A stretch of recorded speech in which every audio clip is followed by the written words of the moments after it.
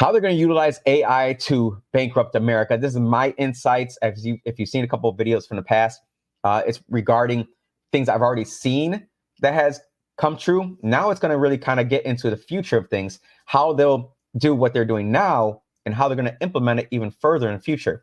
And today's conversation is going to be about AI, because I don't think anyone knows how far we really are.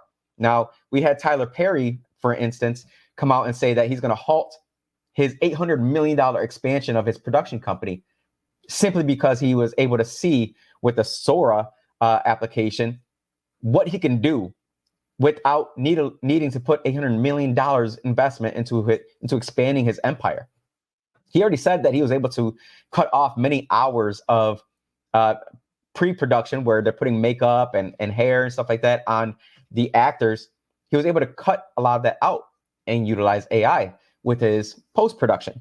That's crazy to think that we now are to the point where you can create a whole different look in a motion picture, not just like some 30-second clip that someone posts on YouTube or TikTok. We're talking a motion picture, a big budget film that they are able to utilize AI. Now, we saw it kind of with like Benjamin Button. We see it where we have, Spider-Man ripping through the streets of Rochester, New York, and it looks like it's a whole different city. We understand that part. But now we've gotten to a point where you can create an entire movie simply by typing in words, simply by talking into it and telling it, make this person look a little bit older, make this background a little bit darker, make it snow. Actually, I want to see some snow, make it rain over here, have it sunny.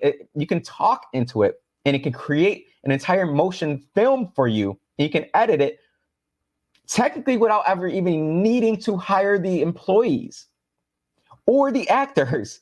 As we've seen many times where we can bring in actors into movies and they were never even there.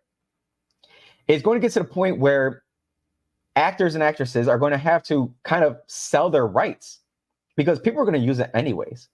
We've seen it in many different AI formats. Their likenesses are being used regardless of what they want. So what they're going to need to do is just kind of give up their rights, sign it away. Here, if you use my rights, you can pay me $500,000. So instead of getting paid multi-millions of dollars to do one movie, they can actually do 2, 3, 4 movies in a year and get paid $500, $800, $1 million, That's where we are going to be.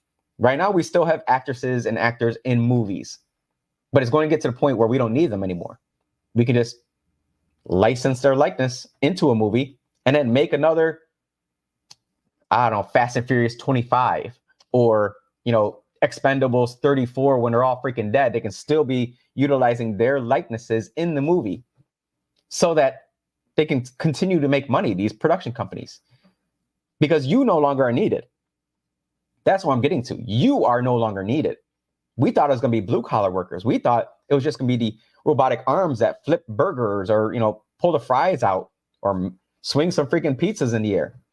No, that's not where AI is going at all. We've seen it in the past 2 years, probably, where a lot of marketing firms are being hit due to AI because people can create their own marketing. They can create their own videos. They can create their own, artwork just by typing in words. Tyler Perry's halting $800 million because of what he saw with the software that is capable of now. $800 million investment is a large investment. He said, nah, I'm good. I don't need to do that now. So what's going to happen after that, if they no longer need actors and actresses and they can just license their likeness, what's that going to mean for the common man, right? What does that mean for the everyday Joe Schmo? Well, you're not going to have a job. So you've seen in the past couple of years that guaranteed basic income has been a conversation. Actually, I forget the presidential election. It was actually just this past one, where the Asian guy was talking about guaranteed basic income. He was giving $1,000 out to each person to say, I want to prove that this is a concept. That's likely going to happen. A guaranteed basic income is going to say, I know that your job has been taken over by AI and robotics, and you no longer have any skills that's worthy to be in the marketplace. So we're going to pay you to just stay home.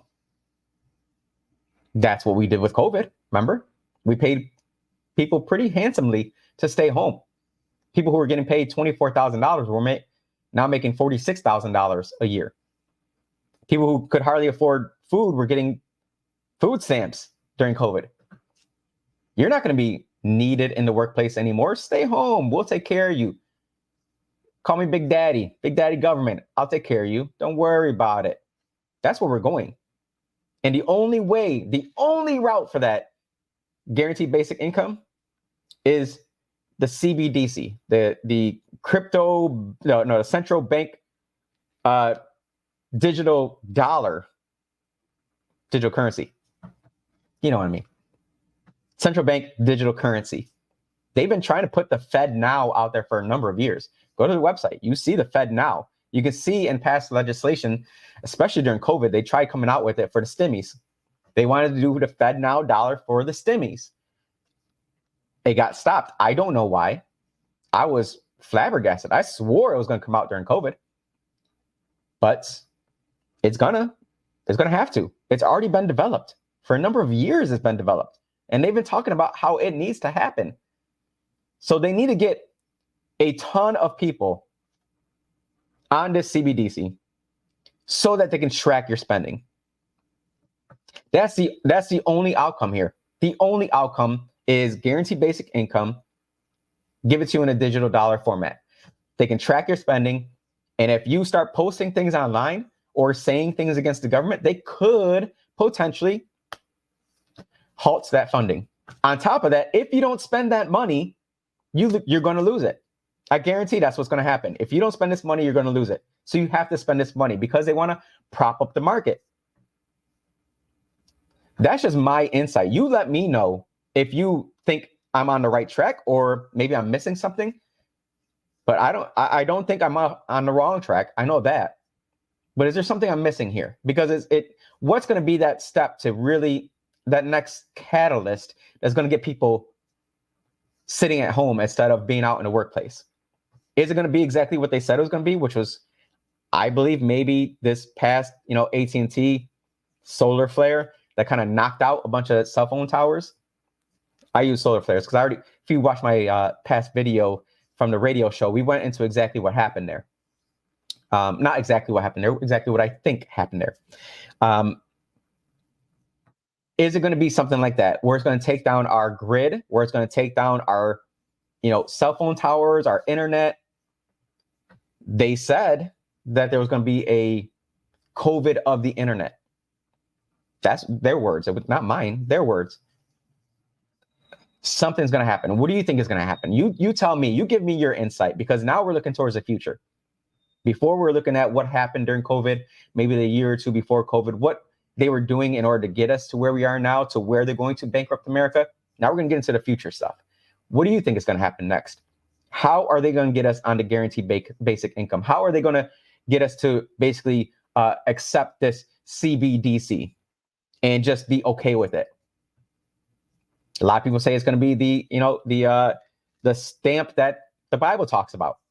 Maybe not a stamp. Maybe it'll be embedded under your skin. There's always been talks of this stuff happening. I don't know. You tell me. Give me your insight. Have a blessed day.